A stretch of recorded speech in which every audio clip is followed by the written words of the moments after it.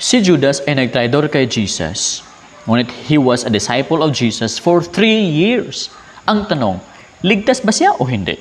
Sabi ng iba, siya ay ligtas. Sabi naman ng iba, hindi natin alam kasi disciple siya ni Jesus. At sabi ng iba, hindi. Ano bang sagot? Of course, he was not saved. Hindi siya ligtas. May 3 tayong verses upang papatunayan natin na si Judas ay hindi ligtas. Unang-una ay nasa Matthew chapter 26 verse 24. The Bible says in that verse, "The Son of Man goeth as it is written of him, but woe unto the man by whom the Son of God is betrayed.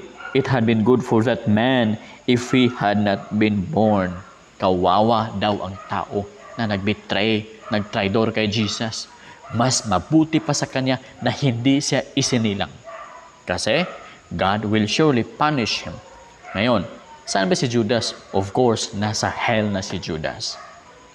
Pangalawang verse ay nasa John chapter 17 verse 12. The Bible says in that passage, "While I was with them in the world, I kept them in thy name.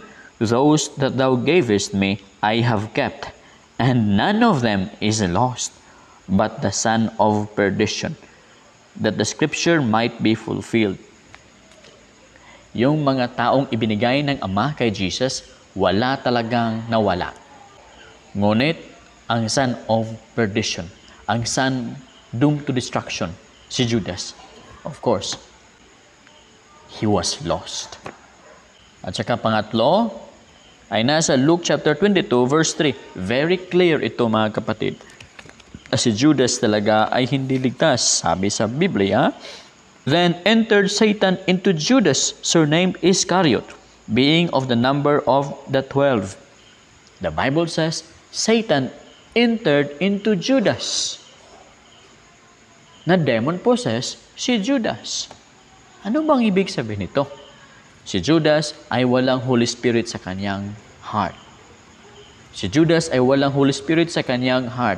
Ang ibig sabihin nito, hindi siya naging ligtas. Kasi kung may spirit pa siya sa kanyang heart, of course, Satan cannot enter his heart.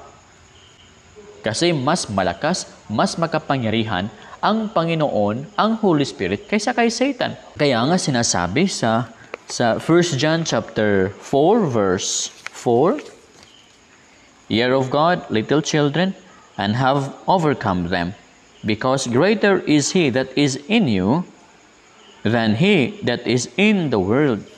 We are God's possession na.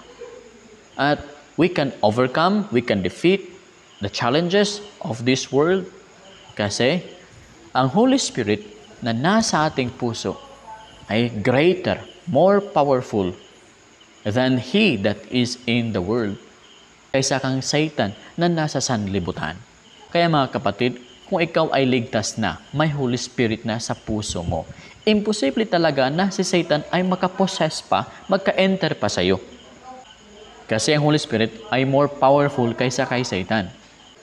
But Judas repented. He was sad. Nag-suicide nga siya kasi sa kanyang kasalanan. Yes, he committed suicide, but what he did was not repentance, but regret. Repentance is turning away from sin. But what Judas did was just regret. He was sad of his sins. He did not turn away from his sins. Nag-suicide nga siya. Before we continue our lesson, thank you very much for those people who supported this page, the Truth Bible Program. Salamat sa inyong pag-like, pag-heart ng page na ito at saka pag-share. Importante po yan na ma-share natin ang God's Word. Kaya kung may time kayo, please share this message sa mga kaibigan niyo upang malaman nila kung ano talaga ang wisdom ng Panginoon sa mga bagay-bagay sa ating buhay. May 3 tayong lessons dito mga kapatid. Hindi ibig sabihin mga kapatid na ikaw ay nag-attend na ng choir, nag-attend na ng discipleship, ikaw ay ligtas na. Pwedeng ikaw ay active sa discipleship, ngunit hindi ka paligtas. Katulad ni Judas. He was a disciple of Jesus for 3 years, ngunit hindi pa siya ligtas. Pangalawa, dapat ang faith mo ay buhay. able to bear the fruit of righteousness, change life. Dapat mga kapatid, ang makikita natin sa buhay mo kung sinasabi mo na ikaw ay nanampalataya na sa Panginoon. Kasi kung hindi, walang changes ang life mo, walang fruit of good works, hindi ka ligtas. Pangatlo, faith alone that saves. But faith that saves is not alone. And last, si Judas ay hindi talaga ligtas. Saan siya ngayon? Of course, nasa hell na si Judas. Basing on the verses that we have just read. Thank you very much for watching. This is the Truth Bible Program.